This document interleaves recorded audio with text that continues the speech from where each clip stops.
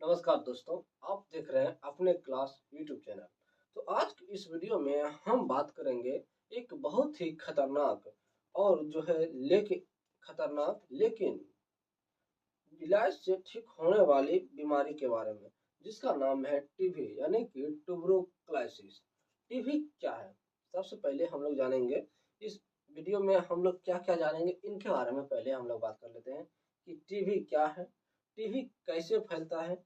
TB के लक्षण कौन-कौन से हैं? टीबी की दवाइयाँ कौन-सी होती हैं? टीबी का पूरा इलाज क्या है? और टीबी से बचाव हम लोग कैसे कर सकते हैं? टीबी में इतना लंबा इलाज क्यों होता है? ठीक है, 6 महीना 2 महीना तक क्यों इलाज इसका दवाई चलता है? और इनमें कौन-कौन सा मेडिसिन यूज़ होता है? कौन-कौन सा जाँच होता है? टीबी के पेशेंट से कैसा व्यवहार करना चाहिए? क्या उसे खाना-पीना में देना चाहिए? इन सभी डिटेल्स के बारे में हम लोग बात करेंगे। तो चलिए, तो वीडियो को अंत तक ज़रूर देखें, 5 से 10 मिनट तक आप ज़रूर देखें, क्योंकि यह जानकारी जो है हर व्यक्ति के लिए बहुत ज़रूरी है। तो सबसे पहले हम लोग बात करेंगे टीबी क्या है? टीबी क्या है? ट्यूबरोक्लाइसिस क्या है? ठीक है? ट्यूबरोक्लाइसिस अगर बात कहा जाए यानी कि टीबी कहा जाए तो यह एक संक्रामक यानी कि इन्फेक्शन वाली बीमारी है।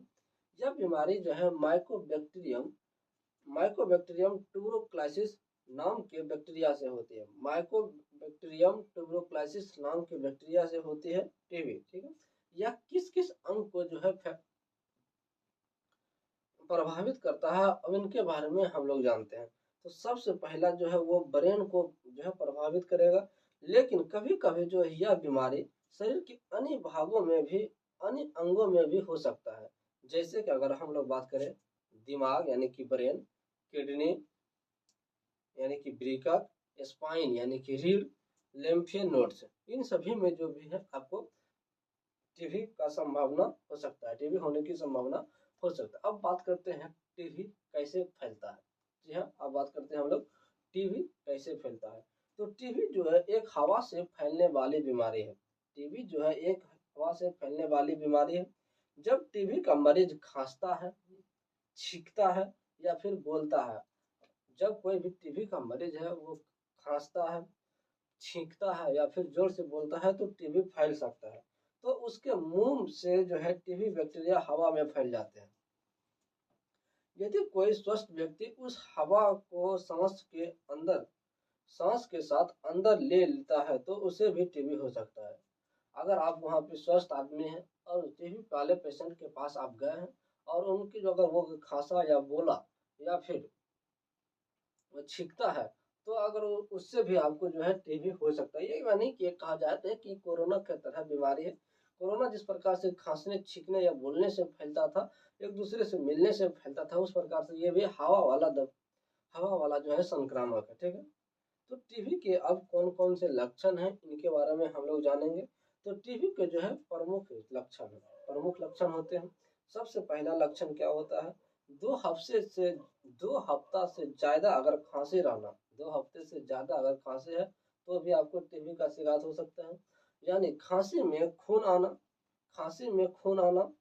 बुखार आना, रात में पसीना आना, वज़न कम होना, भूख कम लगना, सीने में दर्द होना। अगर इन सभी में से कोई भी लक्षण आपको दिखता है, तो तुरंत जाएँ और डॉक्टर को दिखाएँ।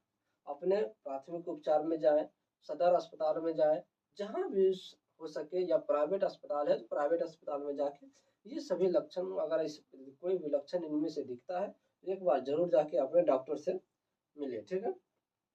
अब बात करते हैं हम लोग टीबी की कौन-कौन सी जाँच होती है। जी हाँ, टीबी अगर किसी पेशेंट को हो गया है, किसी व्यक्ति को हो गया है, तो उसमें कौन-कौन से जाँच डॉक्टर लिखते हैं, इनके बारे में हम लोग जानते हैं। तो टीबी की पहचान के लिए महत्वपूर्ण जाँच की जाती है। सबसे पहला है स्पेक्ट्रम टेस्ट यानी कि बलगम जाँच या फिर कहिए आप लोग थूक जाँच, ठीक है? दूसरा होता है हमारा चेस्ट एक्स-रे। तीसरा होता है सीबीएनएनएटी टेस्ट, ठीक है? अगला होता है मेंटेक्स टेस्ट, यानी कि 4 टेस्ट हम लोग इसमें करवाते हैं। 3 टेस्ट करवाते हैं और एक्स-रे करवाते हैं, ठीक है? वो भी एक्स-रे किसका कराते हैं तो छाती का एक्स-रे कराते हैं। फिर से जाँच जाँच को समझिएगा। स्पुटम टेस्ट यानी कि बलगम जाँच, चेस्ट एक्स-रे, सीबीएनएटी टेस्ट, मेंटेक्स टेस्ट, इन जाँचों से डॉक्टर टीबी की पुष्टि करता है। इन जांचों को कराने से क्या पता चलता है, अगर पॉजिटिव आता है तो इनमें जो है टीबी की शिकायत आपको है, अगर नेगेटिव आता है तो इन सभी में से कोई आपको टीबी नहीं है। ठीक है,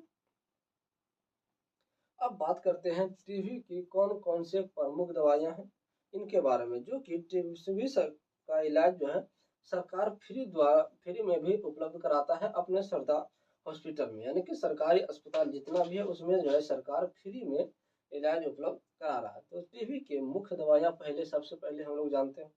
सबसे पहला दवा जो हम लोग के पास रहता है आइसोनियाजिड, रिफामाइसिन, पायराजेनामाइड या फिर एथमाबुटोल।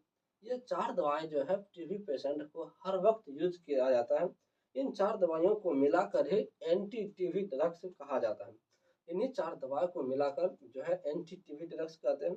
अब बात करते हैं कि टीबी की दवा कितने दिन चलती है, यानी कि अगर किसी पेशेंट को टीबी हो गया है तो उसे जो है टीबी का दवा कितना दिन तक चलेगा, इनके बारे में हम लोग बात करते हैं। तो सबसे पहला डोज जो है टीबी का इलाज सामान्यतः जो है 6 महीने तक चलता है, किसी किसी को 9 महीना तक, किसी किसी को 12 महीना तक। वो डॉक्टर पे डिपेंड करता है कि वो कितने दिन तक जो है आपको दवाई चला सकते हैं। ठीक है, तो इसके जो है ये जो है दवाई 2 चरणों में दिया जाता है। टीबी का दवा जो है 2 चरणों में दिया जाता है। पहला चरण होता है इंटेंसिव फेज। कौन सा फेज होता है? Intensive phase. ये जो है पहला चरण में तो 2 महीने के लिए आपको दवा दिया जाएगा। इसमें कौन कौन से 2 महीने के लिए दवा दिया जाएगा, इसमें कौन कौन सी दवा दिया जाएगा? इसमें दिया जाएगा सबसे पहले आइसोनियाजिड, रिफामाइसिन, पैराजिनामाइड, एथमाबिटोल। ठीक है, ये 2 महीने का दवा है। उसके बाद फिर अगले 2 महीना यानी कि 4 महीने के लिए दवाई चलेगा कंटिन्यूस फेज में आइसोनियाज, रिफामाइसिन या फिर एथमाबटोल। अगर ये जो है 4 महीने का दवा है, अगर मरीज बीच में दवा छोड़ देता है तो टीबी और खतरनाक हो सकता है। अगर अब कोई भी पेशेंट है टीबी का, हमने 2 महीना दवाई खा लिया और अब चले सोच छोड़ देते हैं कि क्या आप दवाई खाएंगे, तो इससे क्या होगा, आपको जो है टीबी और बढ़ सकता है। ये ऐसा खतरनाक बीमारी है। ठीक है, तो दवाई पूरा लगातार खाएं, कभी भी बीच में दवा ना छोड़े। ठीक है, अब बात कर लेते हैं टीबी के साइड इफेक्ट के बारे में। टीबी की दवाइयों का साइड इफेक्ट के बारे में, अगर आप टीबी का दवाई खा रहे हैं तो इनसे क्या क्या नुकसान भी आपको हो सकता है, इनके बारे में अब हम लोग बात करते हैं। तो टीबी की दवाइयों से कुछ साइड इफेक्ट भी हो सकते हैं, जैसे उल्टी होना, कमजोरी होना, आंखों की समस्या होना, त्वचा का पीला होना या फिर पेशाब का लाल रंग होना, रिफामाइसिन होना। अगर ज्यादा समस्या हो तो तुरंत डॉक्टर को दिखाना। अगर आपको ज्यादा उल्टी हो रहा है, ज्यादा कमजोरी लग रहा है, आंखों की समस्या यानी देखने में ज्यादा दिक्कत हो रहा है, ठीक है, या फिर आंख पीला लाल हो रहा है, त्वचा का पीला हो रहा है, पेशाब का लाल रंग हो रहा है, रिफामाइसिन के कारण जो है त्वचा पेशाब का लाल रंग होता है। अगर इन सभी में से कोई भी लक्षण अगर आपको दिखे तो तुरंत अपने अस्पताल जाए और वहाँ के डॉक्टर से जाके मिले। ठीक है, अब बात करते हैं हम लोग टीबी से बचाव कैसे करेंगे। जी हाँ, टीबी से हम लोग बचाव कैसे करें, तो टीबी से बचने के लिए हम लोग क्या करते हैं, खांसते समय मुंह ढकेंगे, टीबी मरीज से दूरी रखेंगे, घर में हवा का अच्छा वेंटिलेशन रखेंगे, बीसीजी वैक्सीन लगवाएंगे और टीबी मरीज को पूरा इलाज करवाएं। टीबी मरीज को क्या करना है, पूरा इलाज करवाना है। अब सबसे बड़ी बात यहाँ पे है कि दोस्त, टीबी एक खतरनाक बीमारी है, लेकिन समय पर जांच और सही इलाज से पूरी तरह ठीक हो जाती है।